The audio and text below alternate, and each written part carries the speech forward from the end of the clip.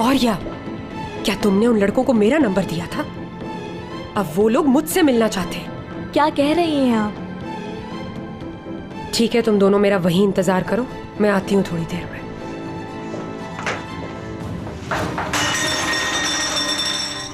मुझे double cross नहीं करना, समझी तुम?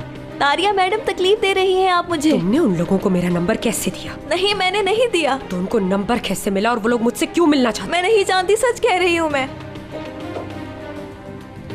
सच कह रही हूँ तारिया मैडम, और इस मामले में आप मुझे ना घसीटें। ये सब उन दोनों से मिलवाने से पहले सोचना चाहिए था।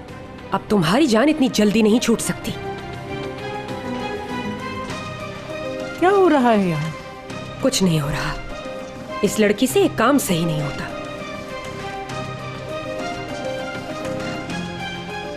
मुझे कुछ काम है, मैं बाहर जा रही हूं। बंद रखना अपना मुंह। अब जो नुकसान किया है उसे जल्दी समेटो। आइंदा ख्याल रहे इस बात का।